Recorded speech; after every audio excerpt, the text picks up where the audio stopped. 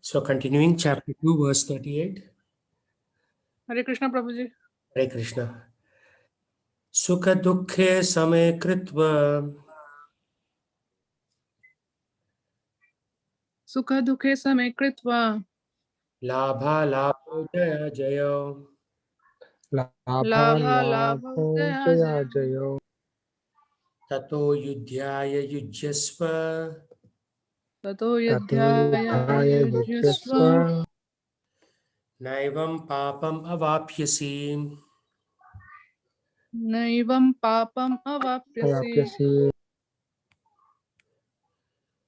So now Lord Krishna is instructing the necessity to fight because of Arjuna is a Kshatriya and he needs to fight this battle. I mean, chapter 2, the theme is always, that you are not the body, you are the soul, and therefore fight for the sake of protecting Dharma. And then Krishna is encouraging Arjuna in various ways. He has given a lot of information about the science of the soul, that the soul cannot be cut to pieces, soul cannot be burnt, soul cannot be divided, soul cannot be amalgamated. So you cannot divide a soul and you cannot mix the two souls together. It cannot be wet, it cannot be dried.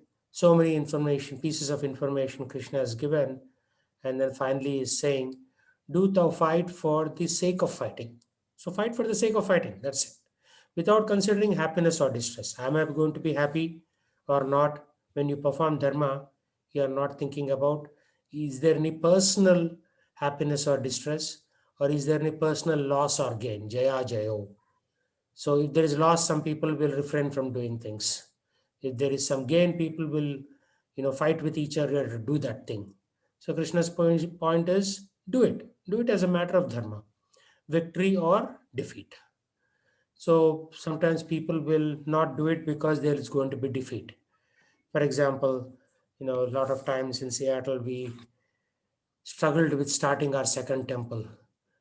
We got the temple, we didn't receive the permits, there were complaints against us, so many things. For last 6.5 years, we have been struggling to start a second temple. So regardless of victory or gain, loss, victory or defeat, loss or gain, you have to keep moving forward because you want to serve the Lord, you serve the Lord. And then Krishna is saying, and by doing so, you will never incur sin. So Arjuna's point was, I'll get sin by killing all these people. And Krishna's point is, by doing this without any personal motive, benefit, then you will not incur any sin. It's all about neutrality. It is all about working for the purpose of the Lord as opposed to working for your own purpose. Right now, we are all working for our own purpose. Okay, I need a volunteer to read this. I will read, Prabhu. Go ahead. Lord Krishna now directly says that Arjuna should fight for the sake of fighting because he desires the battle. There is no consideration of happiness or distress, profit or loss, victory or defeat in the activities of Krishna consciousness. That everything should be performed for the sake of Krishna is transcendental consciousness. So there is no reaction to material activities. He who acts for his own sense gratification, either in goodness or in passion, is subject to the reaction, good or bad. But he who has completely surrendered himself in the activities of Krishna consciousness is no longer obliged to anyone, nor is he a debtor to anyone, as one is in the ordinary course of activities. It is said. Yeah, read the English. Yeah, Prabhu. Anyone who has completely surrendered unto Krishna, Mukunda, giving up all other duties, is no longer a debtor, nor is he obliged to anyone, not the demigods, nor the sages, nor the people in general, nor kinsmen, nor humanity, nor forefathers. That is the indirect hint given by Krishna to Arjuna in this verse, and the matter will be more clearly explained in the following verses. Yeah. So, Prabhupada quotes this verse, Devarshi Bhuta Parinam Pitranam, Na Kinkaro Nayam Rini Charajan, Sarvatmana Yah Sharanam Sharanyam Gato Mukundam Parihritye Kartam. So Gato Mukundam. Once you surrender to Mukunda, so one of the names of Krishna is Mukunda. Mukunda means giver of liberation, right? Ganesha is not giver of liberation. Durga is not giver of liberation. Even Shiva is not the giver of liberation. Mukunda is the only person who can liberate. So even if people pray to Shiva, he will again recommend to Mukunda saying, can you take care of him? So that is why there is no point in going indirectly. Better to directly worship the Supreme Lord. Akama sarvakamo va moksha kama udaradi tivrena bhakti yogena yajeta purusham param. So what it means is, whether you have akama, no desires, sarvakama, you have all desires. My kid should pass this exam, my husband should do this, my wife should do this. All kinds of prayers you have, you still worship Krishna. Or moksha kama, even if you want liberation, you worship Krishna. Krishna. Tivrena bhakti yogena yajeta purusham param. So tivrena, bhakti yoga should be tivra, means intense. It cannot be lightweight. It has to be serious, sustained, continuous, and intense. So those are the characteristics of devotion. So then if you take to the process of Krishna conscious completely surrendered, then you don't owe any debt. We are actually in debt. Rin. We are in debt to our teachers, like the teacher that taught you mathematics in third grade, teacher you taught you physics in fifth grade, teacher you taught you uh, some other subject, biology in 10th grade. You are all in debt to all of them, right? How will you relieve the debt? No way you can relieve. Even if you want to relieve, some of your teachers are already dead. So how are you going to relieve the debt to them? So it's not possible. So we are in huge debt. We are in debt to all the devatas. Every day we are taking oxygen, right? So you and I are in debt to Vayu. We are taking water for granted. We open the tap, we take bath. But then we are in debt to Varuna, the devata of water. We are in debt to Agni. Every day you are cooking nicely on your stove. But did you ever think that Agni is giving you fire, heat, so that you can cook the food? So you are in debt to devatas. You are in debt to teachers. You are in debt to sages. Sages have provided so many mantras for you. They have given you so many, literature, like Bhagavad Gita, Srimad Bhagavatam, so many other Puranas and Upanishads. Did you ever think that you have paid the debt back to them? No. So we are in debt to just about everybody. You are in debt to parents. Your mother carried you for 9 months in the womb and she gave you birth. Now you are in debt. How can you pay that debt back? Just buying them a Mother's Day card or a t-shirt, I love my mother, doesn't count, right? That's not sufficient. They have taken so much pain for 25 years to raise you. Then you are capable of going into the outside world and making a living. So how do you pay this debt back? No way, you cannot. So that's why surrendering to Krishna, it is a write-off. Krishna will say, okay, now I'll take care of all of your debt.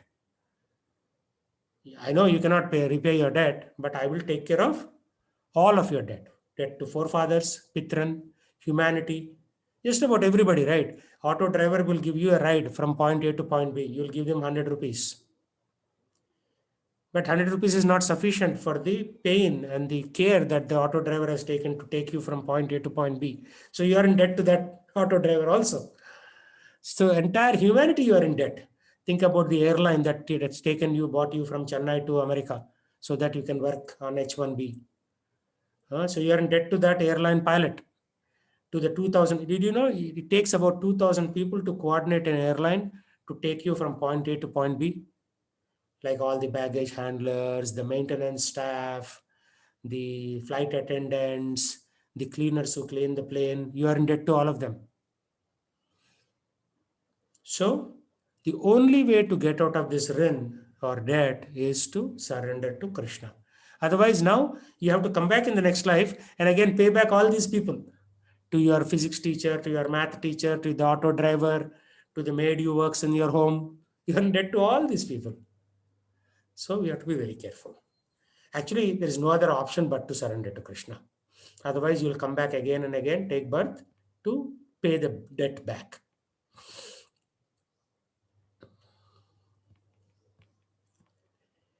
एषा ते अभिहिता सांख्ये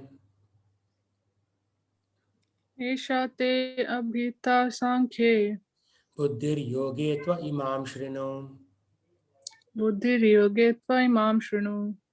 बुद्ध्या युक्तो यया Partha Buddhaya yukto yaya partha कर्मबन्धं प्रहास्यसि. karma bandhanam prahasyasi. No, it is just bandham, not bandhanam. Bandham means tying up. Bandhanam means the act of tying up. Okay. Thus far, I have described this knowledge to you through analytical study. Now, listen as I explain it in terms of working without fruitive results. O son of Pritha, when you act in such knowledge, you can free yourself from bondage of works.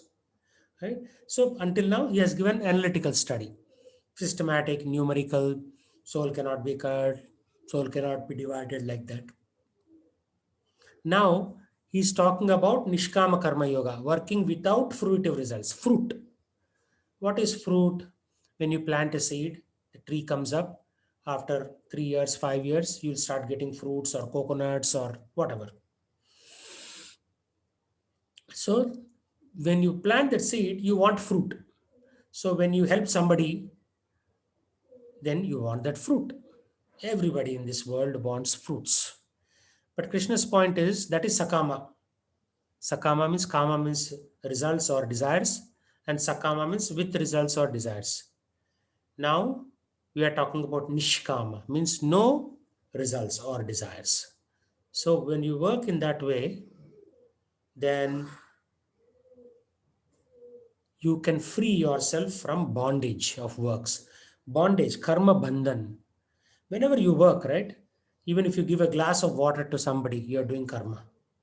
The other person is receiving a glass of water for you from you, he is doing some karma. There is exchange of karma when we work in office, when we work within family. And the exchange of karma means what? Now you have to repay it back at some point. Right? So to repay it back, you have to take birth again. So this is very, very, very, very tricky. So to repay something back, you have to again take birth. So to not take birth, according to the science of karma, according to chapter 2 and 3, you have to take birth again. Of course, once you come to chapter 18, verse 66, Sarva Dharman Parityaja, you give up all activities. Give up all dharma, dharma of mother, dharma of son, dharma of daughter, dharma of a soldier, dharma of this, that. Right? So you give up all kinds of dharma, then what will happen? Then moksha isyami masuchaha. Lord Krishna will give you moksha, liberation. Until then, no way. You will keep on taking birth again and again. So yeah, we are all taking a salary from someone. We are all doing karma. Now you have to pay it back for the act of taking salary. So then what do? Then you use the salary, part of it, towards devotional activities. Then at least partially you are vimukt from karma bandhan. But finally, before we die, we should fully surrender to Krishna. Means give up all the dharma. Then we'll be free from karma bandhan.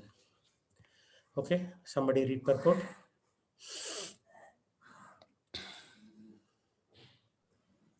According to the Nirukti or the Vedic dictionary, Sankhya means that which describes things in detail, and Sankhya refers to that philosophy which describes the real nature of the soul, and Yoga involves controlling the senses. Arjun's proposal not to fight was based on sense gratification.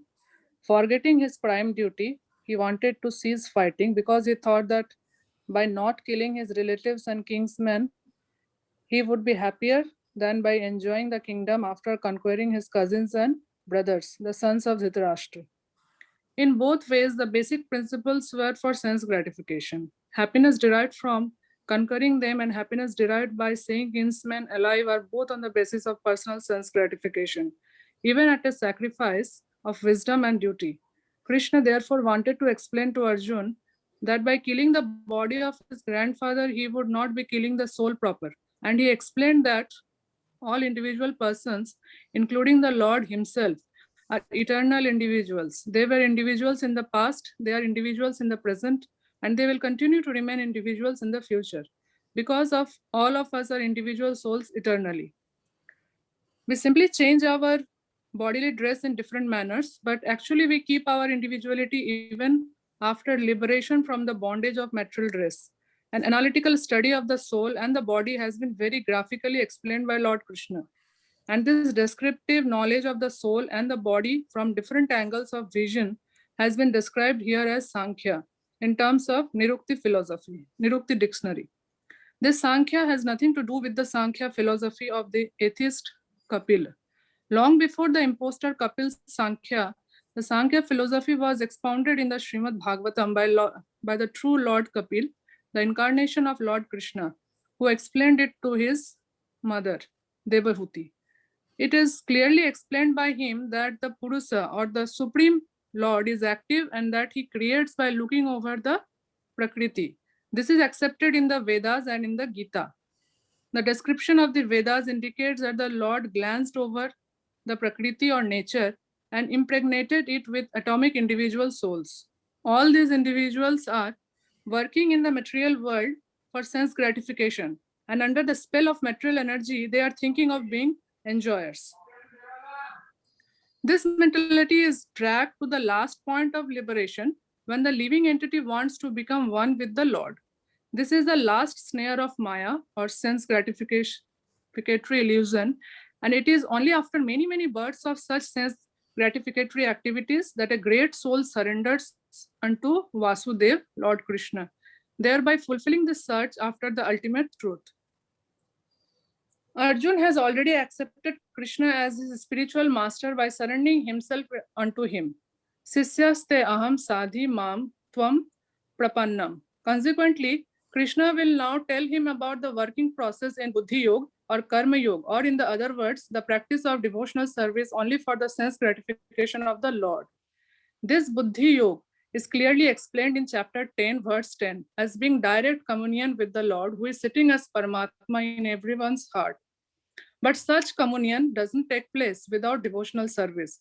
One who is therefore situated in devotional or transcendental loving service to the Lord, or in other words, in Krishna consciousness, attains to this stage of Buddhi Yoga by the special grace of the Lord. The Lord says, therefore, that only to those who are always engaged in devotional service out of transcendental love does he award the pure knowledge of devotion in love. In that way, the devotee can reach him easily in the ever blissful kingdom of God. Thus, the Buddhi Yoga mentioned in this verse is the devotional service of the Lord, and the word Sankhya mentioned herein has nothing to do with the atheistic Sankhya Yoga enunciated by the impostor Kapil. One should not therefore misunderstand that the Sankhya Yoga mentioned herein has any connection with the atheistic Sankhya.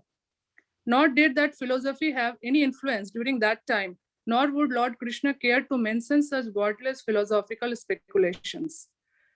Real Sankhya philosophy is described by Lord Kapil in the Srimad Bhagavatam, but even that Sankhya has nothing to do with the current topics. Here, Sankhya means analytical description of the body and the soul. Lord Krishna made an analytical description of the soul just to bring Arjun to the point of Buddhi Yoga or Bhakti Yoga. Therefore, Lord Krishna's Sankhya and Lord Kapil's Sankhya, as described in the Bhagavatam, are one and the same. They are all Bhakti Yoga. Lord Krishna said, therefore, that only the less intelligent class of men make a distinction between Sankhya Yoga and Bhakti Yoga. Sankhya Yogayo prithak balaha pravadanti na panditah. Of course, atheistic Sankhya Yoga has nothing to do with Bhakti Yoga, yet the unintelligent claim that the atheistic Sankhya Yoga is referred to in the Bhagavad Gita. One should therefore understand that Buddhi Yoga means to work in Krishna consciousness, in the full bliss and knowledge of devotional service. One who works for the satisfaction of the Lord only, however difficult such work may be, is working under the principles of Buddhi Yoga and finds himself always in transcendental bliss. By such transcendental engagement, one achieves all transcendental understanding automatically by the grace of the Lord, and thus his liberation is complete in itself without his making extraneous endeavors to acquire knowledge. There is much difference between work in Krishna consciousness and the work for fruitive results, especially in the matter of sense gratification for achieving results in terms of family or material happiness. Buddhi Yoga is therefore the transcendental quality of the work that we perform. Yeah, thank you for that. This verse is almost the entire summary of the Bhagavad Gita. Because chapter 2, Srila Prabhupada titled it as his translation, that is the summary of Bhagavad Gita. Chapter 2 is also Sankhya Yoga. So chapter 1 is Arjuna Vishad Yoga, means Arjuna is crying, lamenting that he doesn't want to fight. Chapter 2 is the summary of Bhagavad Gita, in which we talk about soul, we talk about the super soul, we talk about karma jnana, dhyana, buddhi, and finally bhakti yogas. All the yoga processes are described. Every chapter in Bhagavad Gita is yoga. Different like chapter 3, for example, is karma yoga. 4 is jnana yoga. 5th is dhyana yoga. 6th is bhakti yoga. Like that. Every chapter has a title yoga. Yoga means connecting the soul to the super soul. So even the so-called physical yoga is also a part of Ashtanga yoga, which is covered in chapter 5 of the Bhagavad Gita. So we need to connect ourselves to the Supreme Lord. That is what yoga means, yoga or yoga. And this particular purport is actually the summary of what a soul needs to do. Right? So the whole idea is the Lord is bringing us to the point of Buddhi Yoga, which leads to Bhakti Yoga. Buddhi means using your intelligence. Buddhi is intelligence to connect the soul to super soul. Right? So there are many dictionaries in Sanskrit. One of them is Amara Kosha Dictionary, in which the definition of dharma is given 33 places, 33 times. There are 33 definitions of the word dharma. There is one other definition book called Nirukti Dictionary. Nirukti Dictionary is what he quotes here. Sankhya means enumeration. If you look at the word enumeration in internet search,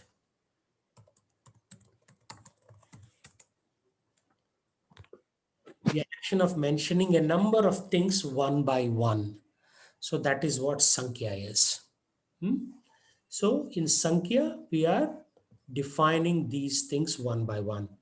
So in Sankhya, which was originally proposed 5,000 years ago by Kapila Muni, the real Kapila Muni, who is the son of Kardama Muni and Devahuti. So Kapila Muni, the real one, is a direct incarnation, a partial incarnation of the Supreme Personality of Godhead Krishna. And he teaches his mother, Devahuti, his material mother, the process of Sankhya. So there are 5 internal senses, there are 5 external senses, that is 10. There are 5 karmendriyas. Karmendriyas means like hands, legs, genitals, anus, mouth, like that. And then there are mind, intelligence, and false ego, man, buddhi, ahankar. So all these things are described. The total comes to, then there is bhumi, apo, nalo, vayu, earth, water, fire, air, ether. These are the pancha mahabhutas that form your body as a covering to the soul. So all these things put together, we have 23 items. And then there is the 24th item, which is the soul. And the 25th item is the super soul. So the atheistic Kapila, who copied Srimad Bhagavatam, but he removed the concept of super soul. He said that's it, soul. And he said there is no need for God. So that is the atheistic Kapila. But we are following the real Kapila Muni. So where do we understand the atheistic Kapila? So one of our acharyas put together this slide. I'll show you this slide. I gave a class. I just sent you the link this afternoon on the chat, which talks about relevance of Bhagavad Gita to modern life. I gave this class at International Vedic Society yesterday. So the recording is there on YouTube. This was not organized by me. They just invited me to speak. And I spoke there. So in this, there is a slide. Again, the recording is there in your WhatsApp. I just sent this to you. This is the link to that International Vedic Society link on YouTube. It's a 1 hour long class, very intense, because I tried to compress everything into 1 hour. So you see, the Vedic knowledge is divided into Shruti and Smriti. So Shruti has Vedas, Upavedas, and Vedangas. Vedangas support the Vedas through Vyakarna, grammar, Nirukta, etymology.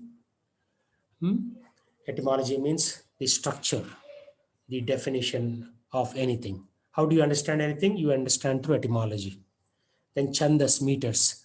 For example, Sa, Re, Ga, Ma, Pa, Da, Ni, Sa. That meter can change. Sa, Re, Ga, Ma, Pa, Da, Ni, Sa, different meter. All this is in the Rig Veda.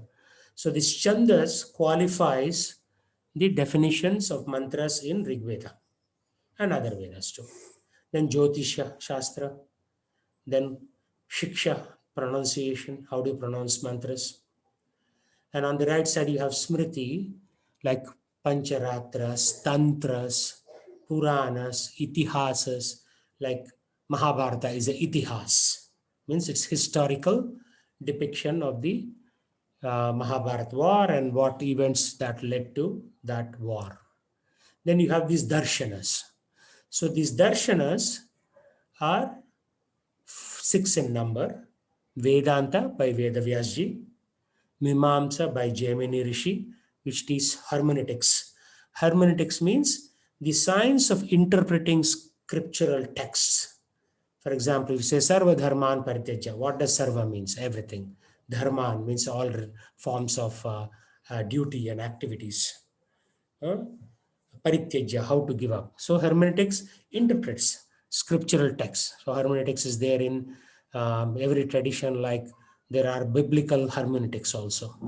So I'm giving you advanced information. You may not understand everything in one shot, but just think about what this means. Then Nyaya Shastra by Gautama Muni, which talks about epistemology. Epistemology means there is knowledge, there is philosophy of knowledge, right? So what is knowledge? What does knowledge really mean? The philosophy of knowledge is epistemology. Then Vaisheshika, this is by Kannada Rishi. This is the metaphysics. Who am I? Right? Questions like the existential questions. Who am I? What am I doing here? Where did I come from? Where am I going? All that is captured in the metaphysics. So that is Vaisheshika. Then the Patanjali Yoga Sutras, of which the physical yoga of asanas. People only do asanas and they think that they are doing yoga. No. Yoga is eightfold. Yama, do's, niyama, don'ts. Actually, the opposite. Yama, don'ts, niyama, do's. Asana, physical exercises. Pranayama, breathing exercises. Pratyahara, control of your senses. So later you will see in Bhagavad Gita, Lord Krishna describes senses are our biggest enemies. Why we are failing in this material world? Because of our senses. Eyes want to watch a basketball game or a football game, Super Bowl. So for that Super Bowl, you may sacrifice your Bhagavad Gita class, for example, right? Because your eyes are tempted to watching that Super Bowl, right? Or a movie. New movie came. Hrithik Roshan is doing some kind of weird dance in that. So I want to watch that. I'll skip the Bhagavad Gita class. Right? So your senses are controlling you. So Lord Krishna's advice is just like a tortoise. What the tortoise do? Whenever the senses danger, it will withdraw its head into the shell, the upper limbs into the shell, the lower limbs into the shell, and lowers the shell. So even if you take a hammer and hit the shell, the tortoise is not dead, it is alive. Whereas even if a small boy puts leg on the tortoise limbs, like hands or legs, it'll die because it'll bleed. Skin is very soft. So Lord Krishna says, just like a tortoise withdraws all of its limbs inside, you should withdraw your senses. So sense control is the topic of Bhagavad Gita. And if you control senses, half the battle is won. Right? Our senses deviate us from the path of devotion, the path of liberation, the path of Tyaga. So instead of Tyaga, we become Bhoga, Bhogis. Right? Originally, Bharatvasis were Tyagis. Then they became Bhogis, enjoyers. As a result, they are becoming Rogis. They are getting diabetes, blood pressure, this, that. And then Rogis will lead to premature death. That's why in India, people are dying at 60s only. 60s, 65, people are finished. Actually, people in India traditionally lived for 200 years. Even now, if you go to Kumbh Mela, you will see yogis who have hair from head to toe. Even women don't have that long hair, but these men yogis have long hair. They are at least 200 years old. Right? So traditionally, we are supposed to live very long. But what's happening? Because of our bhoga mentality, we are dying faster.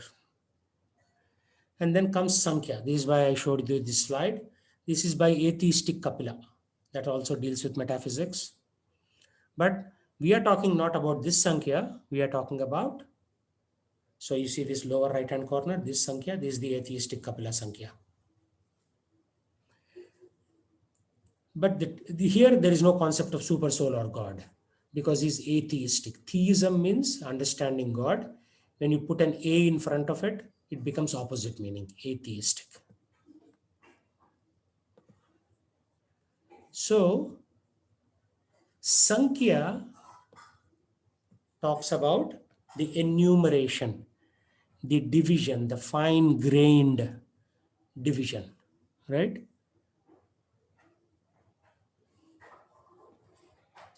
So Arjuna did not want to fight based on sense gratification, right? Because he thought by not killing his relatives, he would be happier. Oh, I didn't kill my relatives, so he'll get some satisfaction inside himself, in his heart. Then he would have this Tyaga mentality also. Oh, instead of enjoying the kingdom, I am actually letting it go. So I am superior, right? So there is that happiness within. Actually, you will get more happiness by giving up than by indulging in something. This you will see by kids. Kids will cry for a toy. So you'll go to Walmart and you buy a $30 toy. They will play for 24 hours, they'll break it, and they'll start crying for a new toy. Because that enjoyment doesn't last. Whereas by giving up, that enjoyment lasts for many, many days and years. Right? You should analyze your own story. When you sacrifice something, you get greater pleasure. But when you indulge in something, you get fleeting pleasure and you quickly forget that. Just by watching a Super Bowl game, you already forgot what happened in the last Super Bowl game. But by not enjoying that and by refraining from that, you will have a greater satisfaction. Yes, I was able to conquer that desire. Right? So he wanted that pleasure. But that is also sense gratification at a higher order.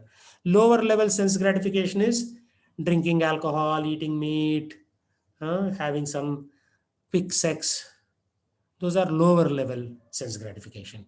Higher level sense gratification is trying to understand something.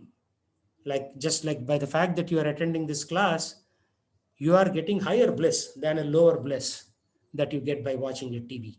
Some silly, hero dancing after the heroine, some silly stuff like that. Right? So, but still sense gratification. But the Krishna's point is that you have to get out of sense gratification and work for his pleasure, God's pleasure. That way you will get even higher bliss, right? So in the Nectar of Devotion, it is described that this pleasure of serving the Lord is like an ocean, and whereas the pleasure that gets from sense gratification is just like a water in a small cup, right? So how can you compare a small cup to an ocean? That is why people who are in this advanced devotional activities, they don't care for all this silly stuff because they're getting something higher pleasure, higher taste. So then they talk about everything is individual, like different people, all these people on the battlefield are all individuals. We simply change our bodily dress.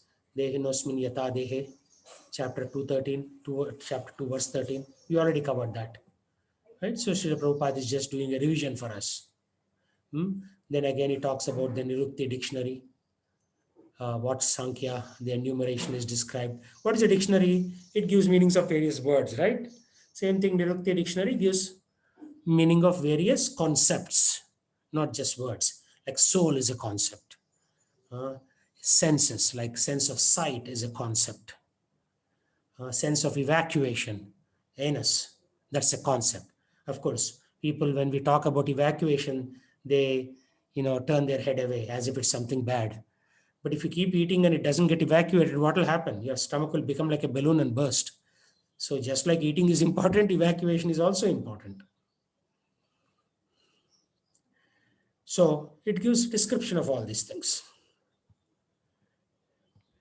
So, and then also the real Kapila Muni is explaining to his mother Devahuti that Purusha. So who is Purusha? Anybody know who is Purusha?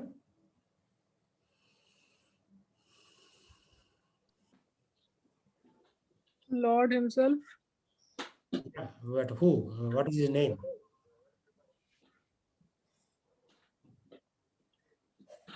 What is the name? Lord, Huh? What is Lord's Lord name? Shiva. No, Lord Shiva is not Purusha. I explained this before and I'll again explain, but let others answer. Who is the Lord? Krishna. But in what specific name? What is his specific name for Purusha? Govindam. Govind. Govinda. Govindamadi Purusham Tamaham Bhajami. How does the verse start? Ishvara Parama Krishna Sachidananda Vigraha Anadir Adir Govinda Sarva Karana Karanam.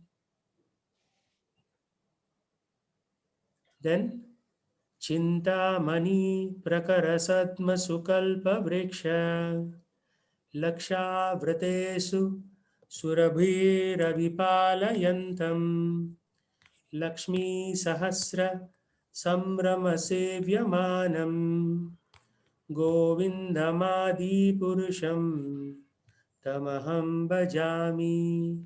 Govindam Adi Purusham means he is the first person. He is the first person and he is our father. Right? We are all his children. People say, like, one of my students from my Saturday class was telling me, Prabhuji, one of my father's friend, he converted to Christianity and he said, Jesus is the only way. So what about before Jesus? Huh? So then I put my LinkedIn article, not article, a post. So read this.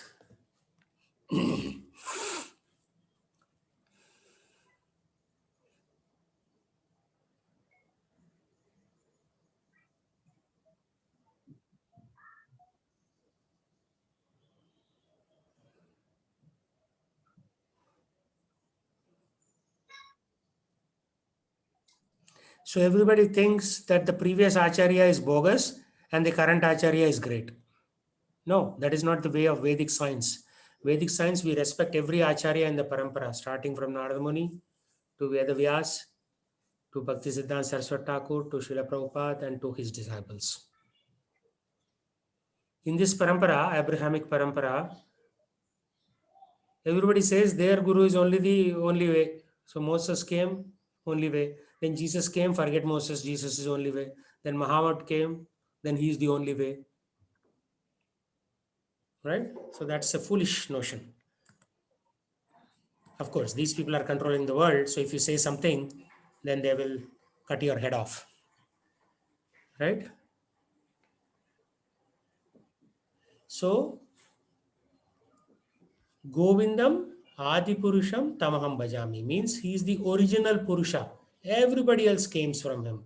It's not like only one Acharya is the way. No, ultimately it is the Krishna is the original Acharya. He's the Supreme Lord and he's the Adi Guru and he's the Adi Purusha. Right? So in the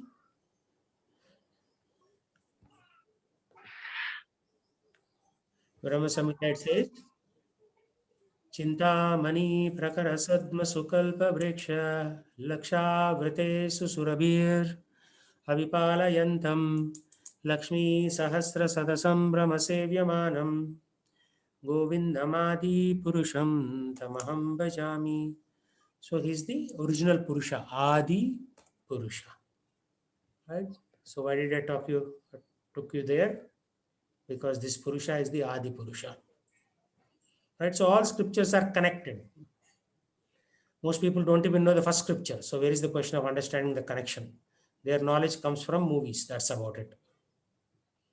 And previously, like, my wife's grandfather was a movie director and he used to make movies around Vinayaka, around Diwali, and it was all about God. Nowadays, movies is all about dogs. Some hero, some villain comes, beats up people, hero goes and beats up the villain, story end. Hundreds of movies are based on the same theme. So what enjoyment do you get in such movies? Right? Some of my relatives say, okay, well, let's watch a movie. I said, what is there? I'll rather read Bhagavad Gita. Right? So, under the spell of material energy means Maya.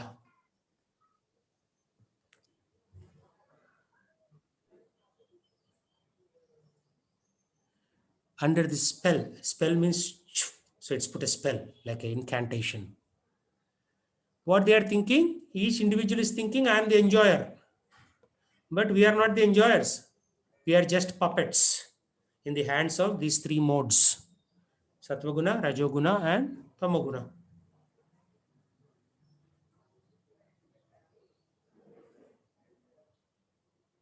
So this mentality is dragged to the last point of liberation. Believe it or not, we will have this mentality till we come to mukti.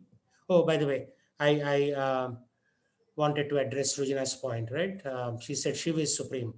So Lord Parvati asked Shiv in the third canto of Srimad Bhagavatam, my Lord, I thought you are Maheshwara, means you are the boss of all the Ishwaras.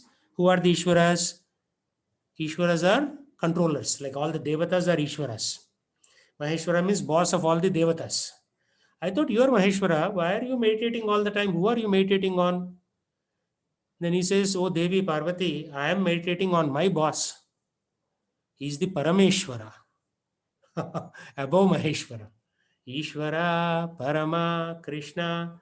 So Parama Ishvara is Krishna. So Shiva himself is meditating on Krishna or his forms as Vishnu. So then who are we? We are just ordinary little tiny little things. So we should worship the Supreme Lord Krishna as well. So therefore, there is this notion, right, around Shaivism and Vaishnavism, and there was a lot of fights back and forth. There is no fights. They're all one unified whole. Shiva is a disciple or devotee of Lord Krishna, Govinda. So Shiva tries to go into Rasa Lila one time. So they said, no, only gopis can enter. So he wears a female dress and he converts his form into female and tries to enter. It apparently he was able to get admission, but then one of the gopi catches him. Hey, you don't look like a gopi. Then he says, no, I'm not a gopi, I'm Shiva. He says, sorry, sir, this Rasa Lila is only for gopis. But then Lord Krishna appoints him as Gopeshwar Shiva, one of the entry points to the Goloka Vrindavan. And if you go to Vrindavan today, there is a temple of Gopeshwar Shiva where he is guarding the four gates of Vrindavan. Right? So in order to get entry into Goloka Vrindavan, which is the highest spiritual abode, you need permission from Shiva. So Shiva is very important, but he's not the total Parameshwara. He's Maheshwara, but not Parameshwara. Parameshwara is Krishna. So does that clarify, Srijana, Mataji? Yes, Prabhuji. Yeah. So Shiva is very powerful, but Krishna is super powerful. Shiva has a lot of good roles in the scriptures, like when the Devatas were doing churning of the ocean, um, Garbhodaka ocean, not our ocean, Pacific Ocean or Atlantic Ocean. Garbhodaka ocean, which is under the universe, bottom part of universe. First halahal comes. So Shiva drinks that to protect all the Devatas. That's why he's Maheshwara. Everybody is an Ishvara. He can, Indra controls Swargaloka and you control your kitchen. And when your mother-in-law enters your kitchen, you say, no, no, no, no, no, this vessel should be here, this vessel should be there. Or vice versa. Mother-in-law controls the daughter-in-law. All for what? Some silly vessels. And we are silly little living entities in this vast universe. And we are worried about these small vessels where they are positioned. ये घर घर की कहानी है. I know how every home works, including my own home. Right? So, because we all are Ishwaras, minute Ishwaras. But Parama Ishvara is Krishna. So, basically, the minute Ishwaras who surrender to Parama Ishwaras. Okay? So this is the last snare of Maya. What is the last snare of Maya? When the living entity wants to become one with the Lord, right? So there is this fake Nityananda in Bellevue. He started a temple, and he was telling his students. One of his students also happened to be my student. He said, "I'm not saying I'm God. I'm saying that you are all gods." So indirectly, he's saying he himself is God, right? So this is the snare of Maya, that you yourself can become God. So he's in Maya, basically. That's why I call him fake Nityananda. There's a real Nityananda 540 years ago who, along with Chaitanya Mahaprabhu, gave the Hare Krishna mantra. So this fellow gave himself the same name. There's nothing wrong, of course. I also have my name as Radhika Gopinath Das, but there is a Das in the end, right? I am not Radhika Gopinath. I am his Das, servant of Krishna. So when you are thinking Das, that is good. When you are thinking you are Prabhu, then things will go south. Right? You are not a Prabhu. You are a Das, always. Jivera Swarupa Hoye Nityera Krishna Das. So a living entity is always servant of Krishna. A living entity is always a servant of Krishna. You can never become a master. In this lifetime, in the next lifetime, every lifetime, we are always a servant of Krishna. Once in a while, you may have a little physical power. You may do some yoga. Just like this fake Nityananda, he went to Himalayas. He did yoga for some years. He got some powers. All of a sudden, he started thinking that he is God. By the way, if you go on the banks of river Ganga in Badrinath, Gangotri, where I have been through this tour, you will see a lot of yogis, very, very powerful yogis. They'll eat only once a month. They amass lots of powers. Some of them become foolish. They come to Bombay and start a movement. And many of them are very intelligent. They don't want any name, fame, or power. So they stay near the Ganga and then they continue their yogic process. But the foolish people come to big cities, amass a lot of disciples, amass a lot of wealth, and then the whole point is lost, right? You went to Himalayas to do what? To purify yourself. Then you come to Hyderabad, Chennai, and Bombay, and then amass disciples and a lot of money, and then you're losing all of your yogic powers. So what's the point, right? So that is the last snare of Maya, thinking that you yourself are God. So you have to be very careful. One of my devotee friend's sister, he went to some guru in Chennai. The guru said, "Give me all your money, I will give you protection in the end of your life." And she was ready to do that. Then my friend said, "Are you foolish?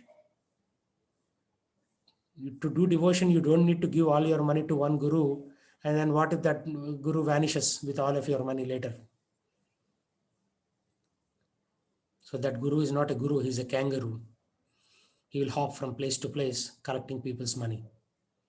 Of course, we also say that money is necessary for constructing temples. So for that purposes, you can do, but not like giving money to these fake gurus who will, like now this fake Nityananda ran away from Chennai to a island off of Costa Rica, and he started his own country because Chennai government is after him. He apparently did some hanky panky with some girls, and the girls went and lodged complaints with the local police. So he's not a guru. He's just like a fugitive, right? Running away from the law.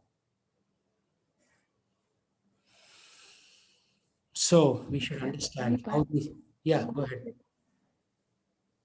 Sorry, Prabhuji. The funny part is he's allotting citizenship to that island now. Yeah, yeah.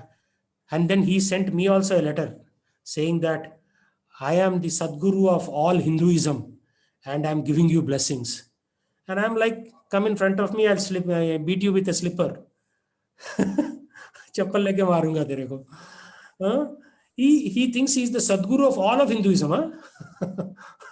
So he's like, did some, he probably raped some girl in Chennai and he ran away to some other country. And he's become the Sadguru of everybody. Right? This is what it is. So you should be very careful. This is the last snare of Maya. Maya will tell some people that they themselves are God, and then they will tell their disciples that they are God, and they will confuse everybody, and everybody goes to hell. The guru will go to hell, their disciples will also go to hell. You have to be careful. Huh? You have to read from some real scriptures, not from these fake scriptures. I mean, there are no fake scriptures, they are only real scriptures. They are fake gurus misinterpreting them. Just like the mullahs said, if you attack 9/11, on 9/11, if you attack these twin towers, you'll go to Jannat. Jannat means heaven in Quran.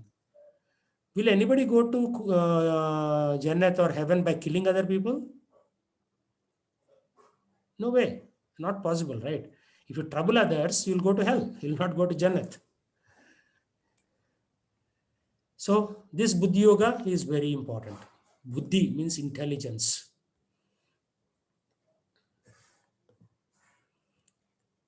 And then Paramatma is sitting in everyone's heart, and you should be in communion. Communion means you should have communication with Paramatma on a daily basis. Because Paramatma is communicating, but we are shutting down his signals. Just like a radio tower will issue signals. But if you put some shield in your home, those signals will not enter your home. Same way, the Lord, Paramatma, is giving you signals from the heart. He's there. But our antennas are down, right? If your antenna is up, then you will get the communication. But if your antenna is down, how will you get communication?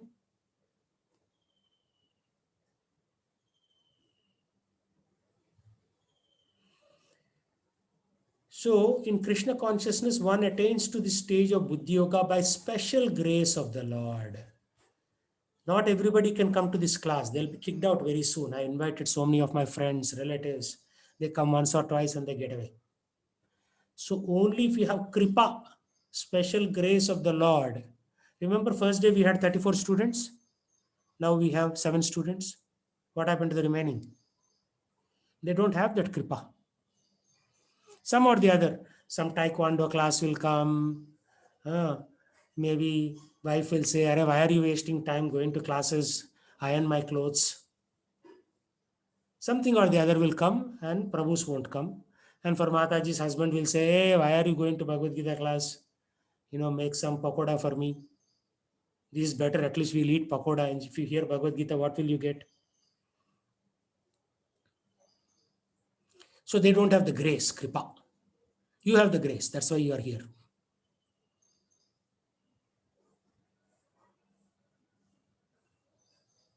Right? But you have to keep that grace also. Otherwise, it will vanish. What comes can go also. You have to be super careful. Then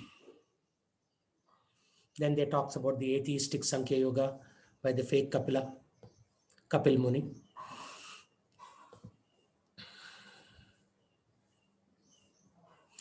So real philosophy is described by Kapil Muni in Srimad Bhagavatam.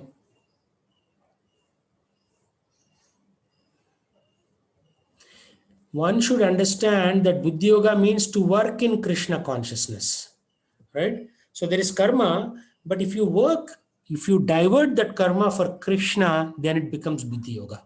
You see that? Karma plus Krishna focus equals to Buddhi Yoga. You can put an equation like that. So let's write down that equation. So I do my little YouTube things. So Srila Prabhupada said, because of the devilish brains, these scientists will next be forced to accept abominable life. So they may become an animal or plant and practically never be able to liberate themselves from conditional life. So we are all conditioned, but scientists are more conditioned. They are fighting with God with their own theories. So Srila Prabhupada condemns them. So karma plus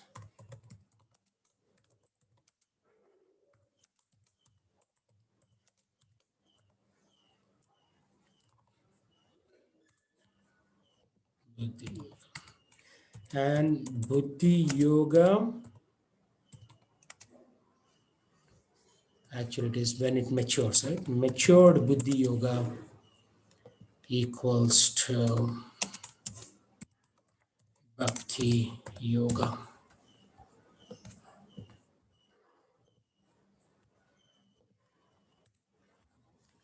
So we all need to come to this platform of Bhakti Yoga, and it won't happen by watching TV, cricket match, movies. It won't. It's a different science altogether.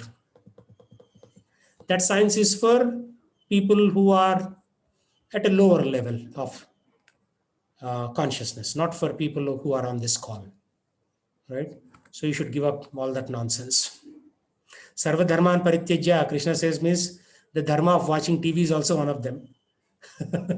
Of course, watching TV is not a dharma. Nobody's saying that you have to watch TV, right? Like our temple president has said, if you have a TV, call me. I will help you take it to the nearest garbage yard.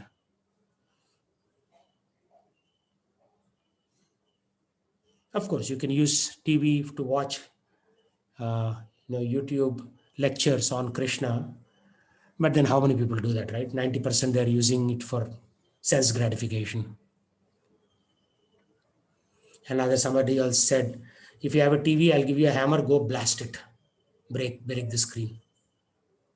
Okay, there's a question here. What is our karma, Prabhuji, our family responsibilities and whatever our professional duties are? That's a very good question. So let's go talk about that. So Swadharma is equal to family duties plus parental plus bodily.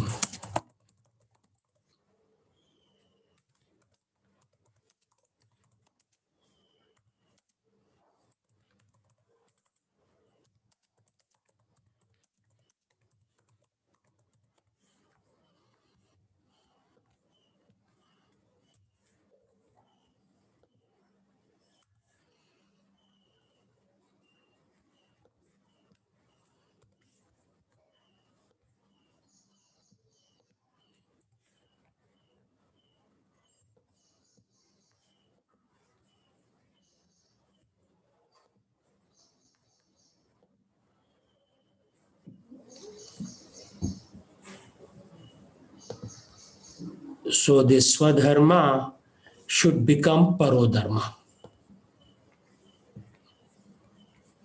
And between Swadharma and Parodharma is Sarva Dharman Parityajya.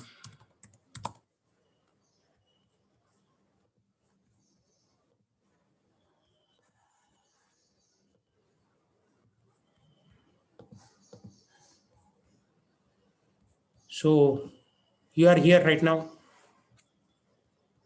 And between that and this, Varnashrama Dharma comes. Varnashrama Dharma is basically Grihastha has certain Dharma. We are all Grihasthas. At some point, we have to quit that and go to Vanaprastha. And then the men can go into sannyasa if they are still alive. Most people die before that age kicks in.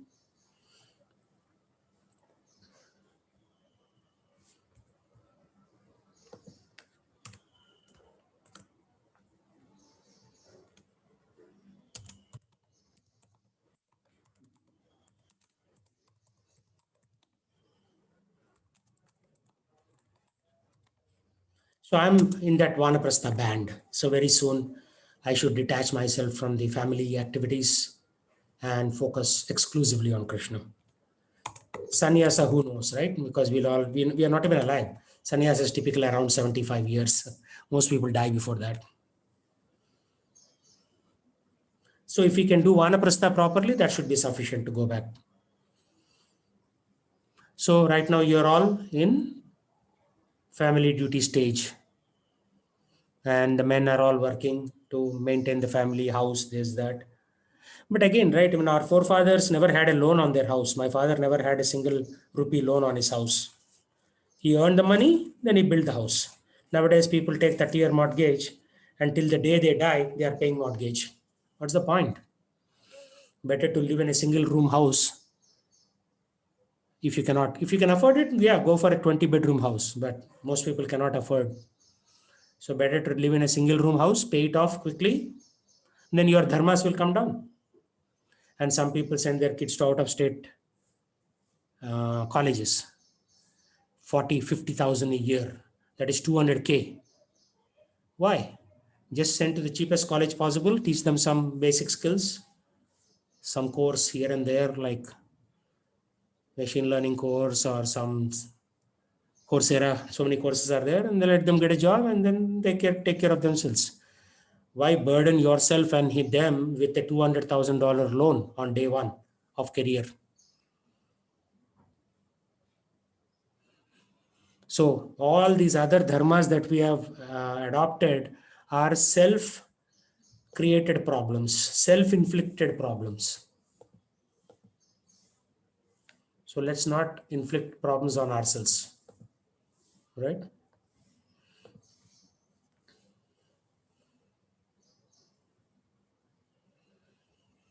So any further questions, Mataji, on that one, on the chat question? No, thank you, Prabhuji. So this parodharma, duty of the soul to super soul, we are ignoring this parodharma. And some people will die before they even know what parodharma is. Unfortunately, 7.95 billion people on the planet will die without knowing what that parodharma is. Like if you go into any newspaper, they're all talking about the body. Bodily cure, bodily this, bodily that. Most people will die without this parodharma. Hopefully, people on this call won't die without implementing that. Otherwise, what will happen? You'll take birth again, guaranteed.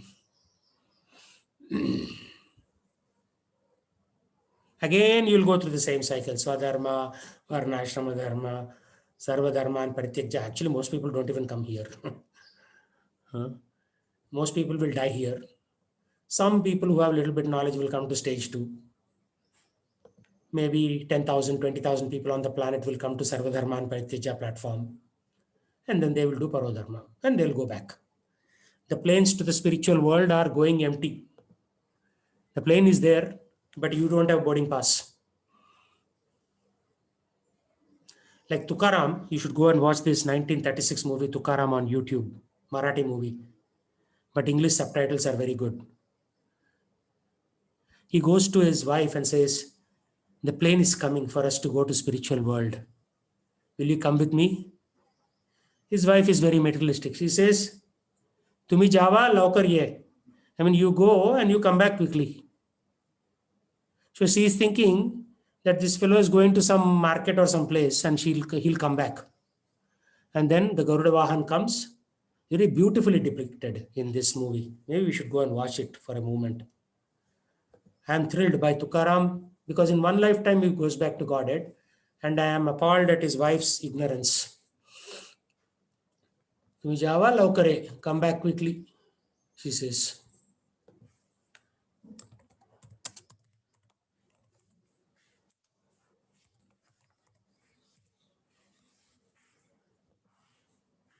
Anybody know Marathi on this call? Yeah, Prabhu Marathi. तुम्ही बघा.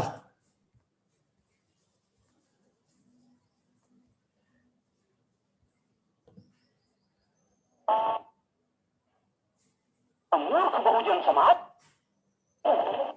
बोल नका, जा तुम्ही आता. महाराज,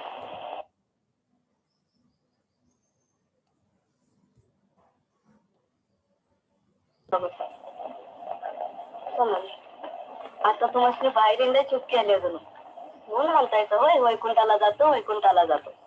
जाता तर जावा आणि या लवकर इंडोच्या. आज मी बी खंडोबाला निवड केलाय. तुम्ही आल्या बघा पोरं जेवायला बसायची नाही हा, लवकरच या. पांडुरंगा तुला सुखी.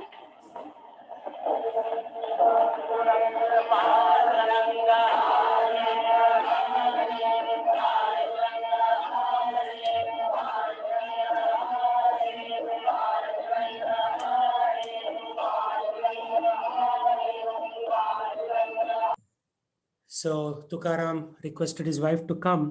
She said, "You are a wanderer, so go. Laukari, come back soon." She didn't really understand the meaning of going to Vaikuntha, right? So because she didn't have the buddhi, intelligence to understand these things. So we should not be like that. We should understand that there is a higher realm where we need to go and never come back again to this material world. Okay, any questions? We have been at it for a little while now.